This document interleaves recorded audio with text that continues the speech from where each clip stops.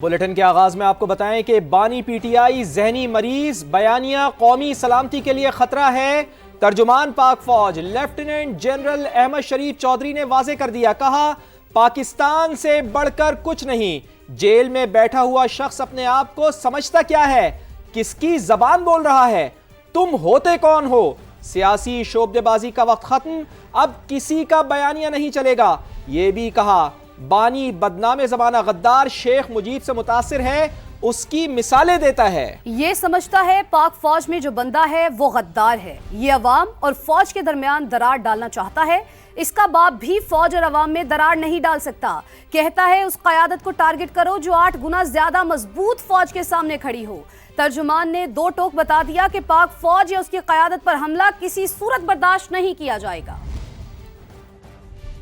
National security threat that is internal and that threat का जो महवर है that is one delusional mindset and A delusional person जो कि captive है अपनी जात का, जिसके नजदीक उसकी जात और उसकी ख्वाहिशात रियासत पाकिस्तान से बढ़कर उसकी फ्रस्ट्रेशन इस हद तक बढ़ चुकी है कि वो समझता है कि मैं नहीं तो कुछ भी। That person and the narrative that he is pushing it has become a national security threat. अब सियासत खत्म हो चुकी है, अब उसका जो बयानिया है वो पाकिस्तान की नेशनल सिक्योरिटी को थ्रेट बन चुका है। अगर कोई अपनी जात के लिए, अपने डिल्यूजनल माइंडसेट के लिए इस आर्म्ड फोर्सेस को और इसकी लीडरशिप पे अटैक करता है, then we will also come bare knuckle. There should be no doubt on that. अफवाज पाकिस्तान और इसके अवाम के दरमियान किसी को इजाजत नहीं दी जा सकती कि वो दरार डाले। हमारे और आपके दरमियान ये अपनी सियासत से फर्क डाल सकता है? कभी भी नहीं डाल सकता, इसका बाप भी नहीं डाल सकता। जो इस अपनी फौज के ऊपर हमला करता है, उसकी लीडरशिप पे हमला करता है, तो वह किसी और की फौज के लिए स्पेस क्रिएट करना चाहता है? कहता है कि उस फौज की लीडरशिप को टारगेट करें जिसने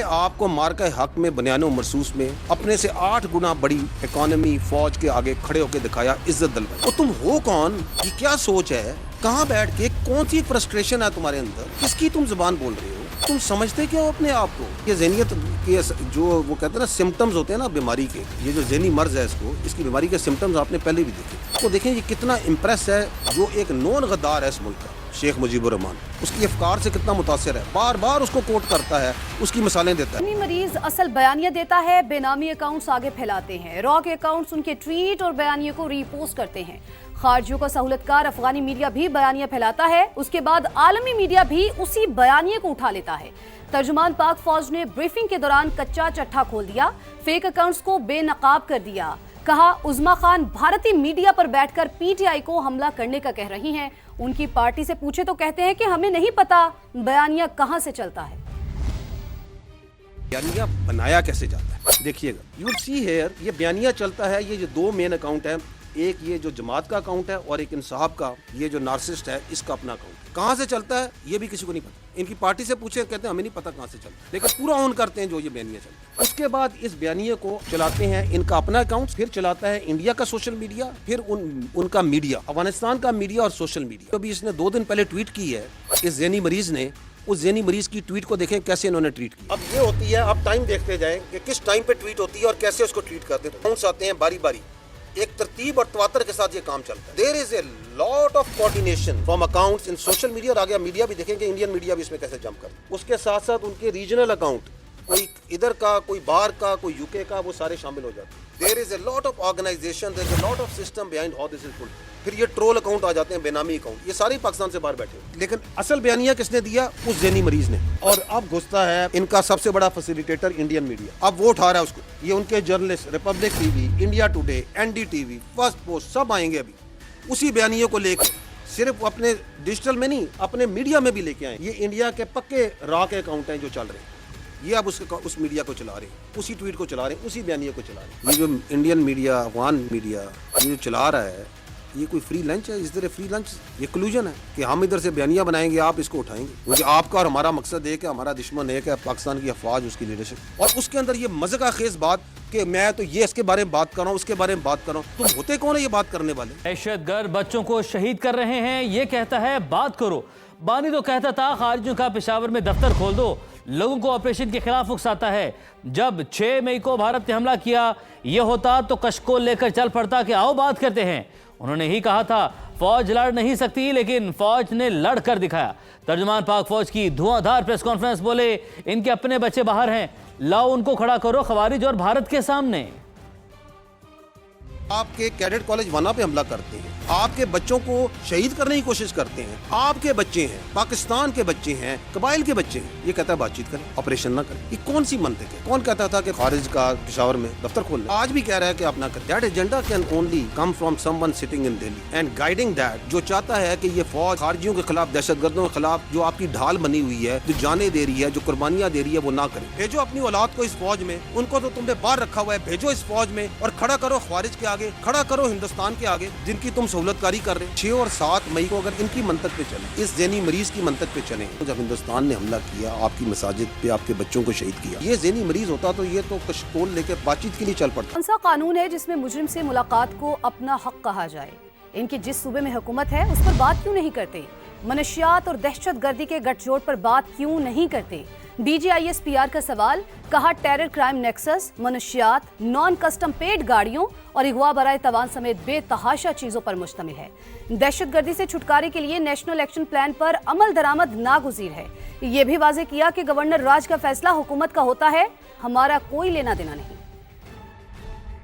3 दिन पहले एक मुलाकात होती है, उस मुलाकात का जितना पिरमाइस बनाया जा रहा था वो बनाया जा रहा था ह्यूमन राइट्स पे, वो बनाया जा रहा था बीमारी पे। बाहर आती है कोई बीमारी की कोई वो सारी बातचीत जो सी है वो आपकी फौज के सामने एक सीधा लिख के आ जाता है। तो ये कौन सी मुलाकातें हैं? ये कौन सा आइन, कौन सा कानून, कौन सा रूल इस मुलाकात को तहफ़्फ़ुज़ कर सकता है? अभी ये CDF की आपने नोटिफिकेशन है, हर 10 मिनट 15 मिनट घंटे बाद कोई उधर बैठा वीलॉग कर रहा है, ये हो गया फलाना हो गया। कभी किसी ने किसी को वाइस चीफ डिक्लेयर कर दिया कि भाई ये वाइस चीफ बन गया है, ये अभी प्रमोट हो गया है। तो यार तुम्हें क्या ऑब्सेशन है फौज के साथ? तुम्हारे पास एक सूबे की हुकूमत है, उसके बारे में क्यों नहीं बात करते? उसकी गवर्नेंस के बारे में क्यों नहीं बात करते? इसकी ऑब्सेशन है to providing space to the terrorists and the फितनल खारिज। There is a terror crime nexus. वहाँ पे हजारों का, करोड़ों का, अरबों का एक क्राइम का एक इलीगल स्पेक्ट्रम है। वो मंशियात में भी है, वो नॉन कस्टम पेड गाड़ियों में भी है, वो किडनैपिंग फॉर रैंसम में भी है, वो एक्सटॉर्शन में भी है, वो वहाँ पे जो माइनिंग के लाइसेंस दिए जाते हैं उनके अंदर भी है। उसकी ऊपर से सियासी सरपरस्ती है और उसका तहफ़्फ़ुज़ प्रोवाइड करते हैं ये टेररिस्ट। कौन सी सियासत पाकिस्तान में इस बात की इजाज़त देती है कि you go and meet a convict और वहाँ से बयानिया आ रहा हो मुसलसल against its own countries armed forces? That agenda can only come from someone sitting in Delhi.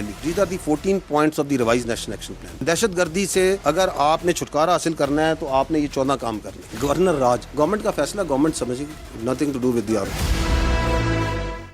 DGISPR lieutenant general Ahmed Sharif Chaudhry कहते हैं कि 9 मई वाक़यात में मुलव्विस तमाम मुल्ज़िमान के कानूनी और आइनी हुकूक के मुताबिक शवाहिद की रोशनी में मिलिट्री ट्रायल्स हो चुके, हम तमाम मुकदमात बंद कर चुके हैं।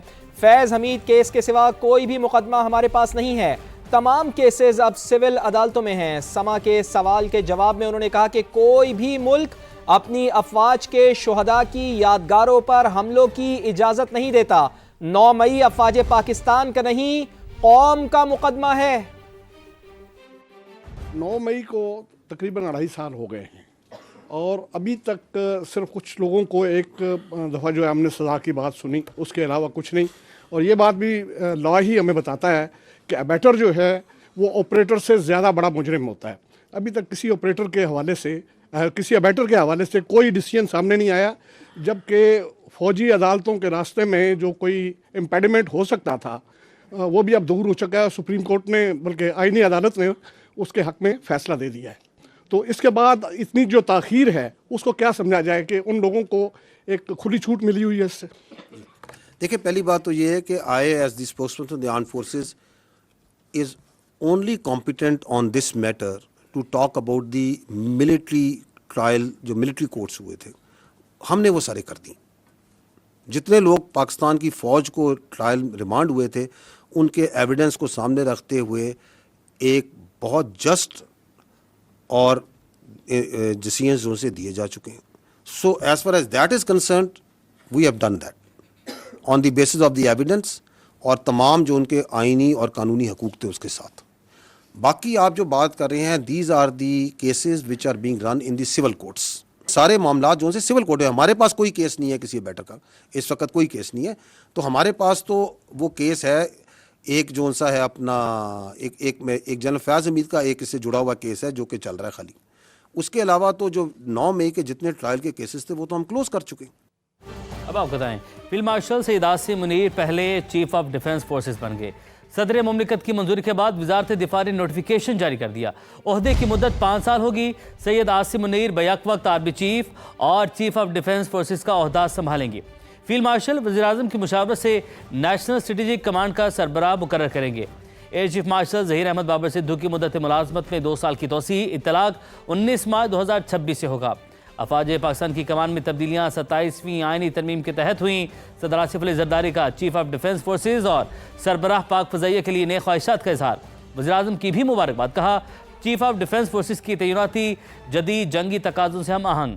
ملکی دفاع اور ترقی کے لیے تمام ادارے مل کر کام کریں گے.